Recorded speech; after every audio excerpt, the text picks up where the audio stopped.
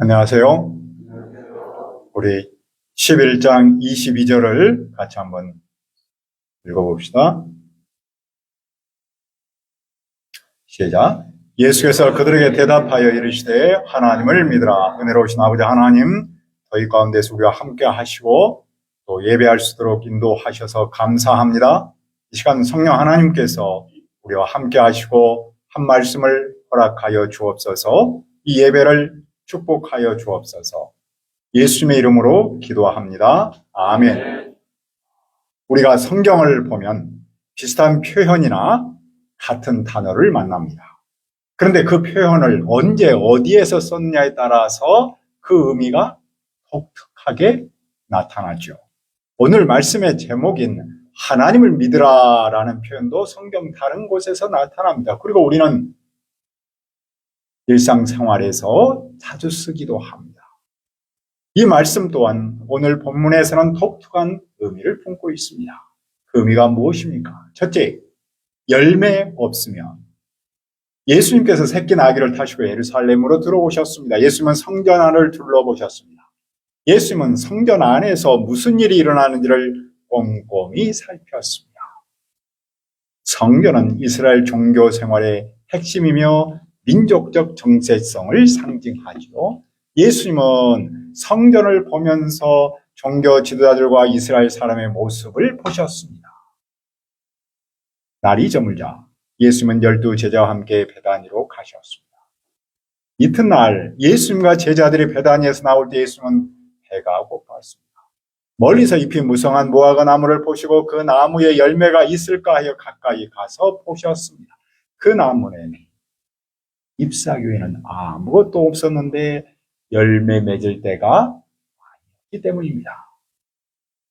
그런데도 예수님은 나무를 향해 무슨 말씀을 하셨습니까? 14절을 봅시다. 예수께서 나무에게 말씀하여 이르시되 이제부터 영원토록 사람의 내게서 열매를 따먹지 못하리라 하시니 제자들이 이를 듣더라. 예수님은 열매 맺을 때가 아니어서 열매를 맺지 못한 그 나무를 심판하셨습니다. 그 심판의 말씀을 제자들이 듣습니다. 왜 예수님은 그 나무를 심판하셨습니까? 열매 없는 나무는 이스라엘 사람과 성전을 상징합니다.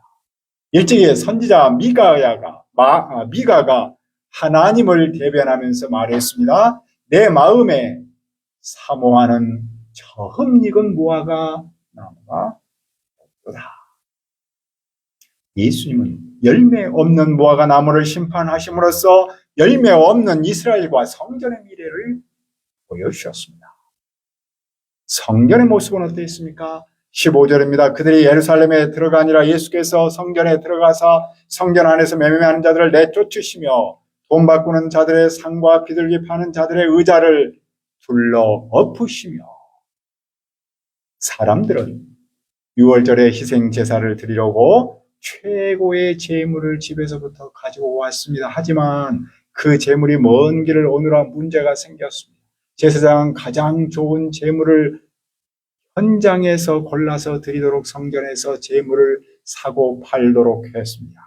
또 일반 사회에서는 로마 화폐를 사용했는데 성전에서는 유대인 화폐를 사용해서 결국 환전상이 필요했습니다. 비둘기는 가난한 사람이 제물로 드렸습니다. 따라서 제사장은 사람의 편의를 위해서 성전의 시장을 열었습니다. 그런데 예수님은 물건 파는 사람을 내쫓았고 상을 뒤집어 엎었습니다. 아무나 물건을 가지고 성전 안으로 지나다심을 허락하지 않았습니다. 왜 예수님은 그렇게 하십니까? 17절을 읽을까요? 17절 시작. 이에 가르쳐 이르시되 기록된 바 내 집은 만민이 기도하는 집이라 칭함을 받으리라 하지 아니하니라. 너희는 강도의 소굴을 만들었도다 하시니.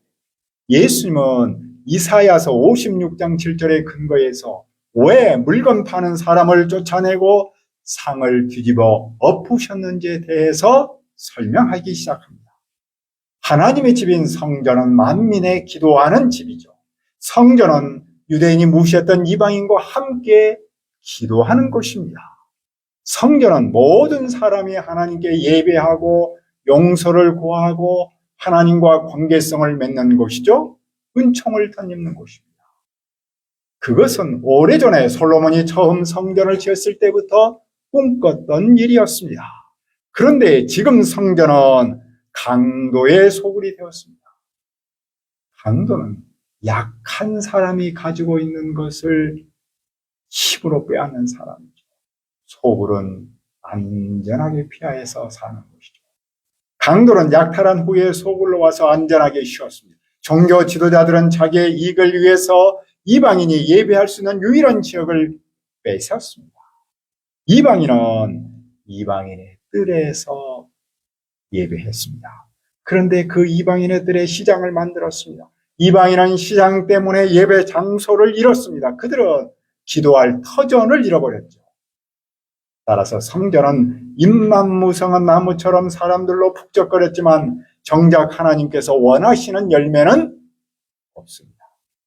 종교 지도자들이 기도의 집을 강도의 소굴로 만들었기 때문입니다. 성전은 이방인도 없고 기도도 없습니다. 성전은 본래 의미와 가치를 잃었습니다. 따라서 열매 없는 무화과 나무에 대한 예수님의 심판은 하나님의 백성의 열매 없음에 대한 심판입니다. 성전의 본래 기능을 잃어버린 성전에 대한 심판입니다. 예수님은 그 백성과 성전이 열매를 맺지 않으면 심판이 있음을 깨우칩니다. 이 말씀이 오늘 우리에게 주는 의미는 무엇입니까? 교회는 물론이고 한 개인도 열매 없으면 심판이 있다는 것이겠죠. 교회와 개인이 맺어야 할 열매는 무엇입니까? 만민이 기도하는 곳으로서 역할을 다하는 겁니다. 교회는 모든 사람이 와서 기도하고 예배하는 곳입니다. 그러므로 교회가 겉으로 아무리 화려할지라도 예배가 없고 기도가 없다면 그것은 열매 없는 무화과 나무와 다를 바가 없습니다. 요즘 이런 말이 있어요. 종교 생활은 있는데 신앙 생활은 없다. 그러니까 종교 생활과 신앙 생활을 구분하는 거죠. 종교 생활은 말 그대로 religious life라면 신앙 생활은 faith of life라고 할 수 있죠. 종교 생활은 관습과 의식에 초점을 맞춥니다. 종교 행사나 의식에 참여함을 뜻하는 것이죠. 신앙 생활은 개인의 내적 믿음에 초점을 맞춥니다. 개인의 신앙 성장을 강조하는 것이죠. 일부 교회가 형식적인 예배와 종교적 관습에는 집중하면서 신앙 본질과 개인의 영적 성장을 소홀히 여깁니다. 또 특정 정치적인 이념이나 세력과 지나치게 밀접한 관계를 맺으면서 신앙의 본질을 잃고 갈등을 조장하기도 하죠.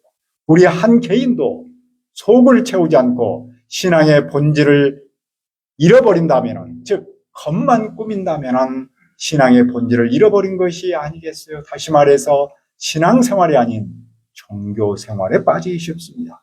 우리도 종교생활의 패턴에서 벗어나지 않는다면 열매 없는 무화과 나무처럼 심판을 받는다는 거죠. 그러나 종교 지도자들은 어떻게 반응합니까?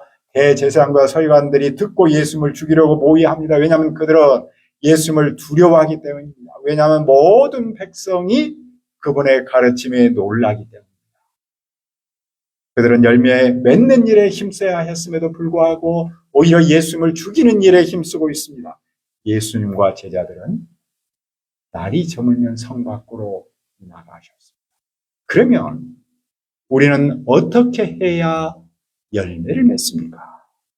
둘째, 열매 맺으려면 이른 아침에 제자들이 지나가다가 그 나무가 뿌리채 말라버린 것을 보았습니다. 그들하고 생각이 나서 말합니다. 랍비여 보소서, 저주하신 무화과 나무가 말랐나이다. 예수님의 말씀대로 그 나무는 말랐습니다. 그는 어제 예수님이 하신 말씀을 기억했습니다. 베드로는 이 말을 하면서 무엇을 기대했을까요? 그는 나도 예수님처럼 말씀으로 저주하면 즉시 결과가 나타나는 놀라운 능력을 얻는 방법에 대해서 기대했을까요? 아니면 열매 없는 성전이 이 나무처럼 저주받지 않으려면 무엇을 해야 하는가에 대해 관심을 품은 걸까요? 예수님은 나무보다도 성전에 관심을 두셨죠. 따라서 베드로도 나무보다는 성전에 관심을 두었습니다. 따라서 우리는 이 말씀을 열매 없는 무화과 나무 같은 성전이 열매를 맺어서 심판받지 않으면 무엇을 해야 하는가? 라는 뜻으로 봤습니다. 그러면 무엇을 해야 열매를 맺습니까? 22절을 다시 한번 읽읍시다. 시작. 예수께서 그들에게 대답하여 이르시되 하나님. 예수는 그들에게 하나님을 믿으라라고 하십니다. 무화과 나무가 말랐다는 것과 하나님을 믿으라라는 말은 무슨 관계인가요? 무화과 나무가 마른 이유가 무엇이었습니까? 그것은 열매를 맺지 못했기 때문이죠. 열매가 없었기 때문입니다. 따라서 무화과 나무가 마르지 않으려면, 즉 심판받지 않으려면 열매를 맺어야 합니다. 이스라엘과 성전이 심판받지 않으려면 열매를 맺어야 합니다. 그런데 그들이 어떻게 열매를 맺습니까? 예수님은 하나님을 믿으라고 말씀하십니다. 그 믿음은 어떤 믿음입니까? 23절입니다. 내가 진실로 너에게 이르노니 누구든지 이 삶대로 들려 바다에 던져지라 하며 그 말하는 것이 이룰 줄 믿고 마음에 의심하지 아니하면 그대로 되리라. 산이 들려 바다에 던져진다라는 말은 불가능한 일을 가능하게 한다는 뜻이겠죠. 사람은 산을 옮길 수 없지만 하나님은 하실 수 있죠. 예루살렘 성전의 터가 자리 잡은 큰 시온산이 있습니다. 하나님은 그 시온산을 심판의 바다에 던질 수 있습니다. 누구든지 이 하나님을 믿고 의심하지 아니하면 그대로 됩니다. 그러므로 그들이 심판에서 벗어나는 길은, 즉 열매를 맺는 길은 하나님을 믿는 믿음뿐입니다. 하나님을 믿는 믿음의 표현은 무엇으로 나타납니까? 24절을 읽읍시다. 24절 시작. 그러므로 내가 너에게 말하노니 무엇이든지 기도하고 구하는 것은 받은 줄로 믿으라. 그리하면 너에게 그대로 되리라. 하나님을 믿는 믿음의 표현은 기도로 나타납니다. 기도는 하나님을 믿는 믿음의 표현입니다. 그렇죠? 믿음이 있으면 기도하고, 기도하면 믿음이 생깁니다. 우리는 기도할 때 기도한 것을 받은 줄로 믿어야 합니다. 그러면 그대로 이루어집니다. 따라서 열매 맺는 출발점은 무엇인가요? 바로 기도이죠. 여기서 볼 때 잃어버린 성전의 기능인 만민의 기도하는 집은 누구를 통해서 회복합니까? 바로 믿음의 사람, 기도하는 사람을 통해서 회복합니다. 여기서 기도는 개인 기도는 물론이고 공동체의 기도를 뜻합니다. 한 사람이 기도하면 그것이 모이면 공동체가 되는 것이죠. 그러면 성전의 기능을 회복하고 열매를 맺습니다. 모든 올림픽이 그러하듯이 이런 파리 올림픽에서도 감동적인 일이 참 많죠. 애환이 왔다 갔다 하지 않습니까? 그 중에 여자 탁구 단체전에 출전했던 이은혜 선수를 보셨습니까? 그가 기도하는 모습은 큰 울림을 주었습니다. 그녀는 단체전을 시작할 때도 대표로 기도했고 또 승리 후 무릎을 꿇고 하나님께 감사를 기도했습니다. 그는 또 인터뷰할 때도 하나님께서 도와주셨습니다 라고 고백했다고 해요. 그녀는 원래 중국 사람이죠. 내몽골에서 유소년 탁구 선수로 활동하다가 선교 활동하던 양영자 선수에 의해서 선교사라고 부르는데 그분에 의해서 발탁이 되었고 한국에 와서 귀화를 했습니다. 양영자 선교사는 선수 시절부터 아주 기도하는 선수로 유명했죠.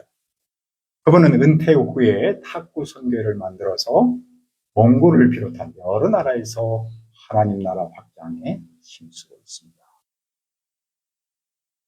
기도의 힘, 우리 삶의 전반에서 정말로 놀라운 은혜와 힘을 나타냅니다. 그런데 기도할 때 어떤 마음으로 해야 합니까? 25절은 이렇게 말씀합니다. 서서 기도할 때 아무에게나 혐의가 있거든 용서하라. 그리하여 하늘에 계신 너희 아버지께서 너희 허물을 사하여 주시라. 당시에는 보통 서서 기도했습니다. 기도할 때 어떤 사람과 등진 일이 있으면 용서하라는 겁니다. 용서할 때 하늘에 계신 아버지께서도 그 사람의 잘못을 용서합니다. 기도는 하나님께 대한 믿음의 표현인데 그 믿음의 표현은 사람과의 관계로 이어지기 때문이겠죠. 내가 믿음의 친구에 대해서 속이 시끄러우면 하나님과의 관계가 원하지 않는 것이죠. 다시 말해서 용서하지 않는 마음은 기도를 방해합니다. 하나님 우리를 용서하셨기에 우리 또한 상대를 용서할 수 있습니다. 우리는 오늘 말씀을 통해서 무엇을 배웁니까? 열매 없는 한 개인과 교회는 심판받습니다.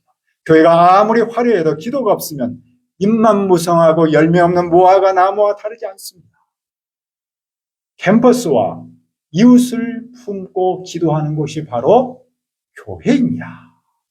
우리가 이런 열매를 맺으려면 하나님을 믿어야 합니다. 우리가 하나님을 믿고 기도하는 집으로서 열매 맺기를 기도합니다. 은혜로우신 아버지 하나님, 열매 없는 한 개인과 교회가 심판을 받습니다. 교회가 아무리 화려해도 기도가 없으면 잎만 무성하고 열매 없는 무화과 나무와 다르지 않습니다. 우리의 교회가 캠퍼스와 이웃을 품고 기도하는 곳이 되게 주옵소서. 우리가 하나님을 믿고 기도하는 집으로서 열매 맺을 수 있도록 인도하여 주옵소서. 감사하고 예수님의 이름으로 기도합니다. 아멘.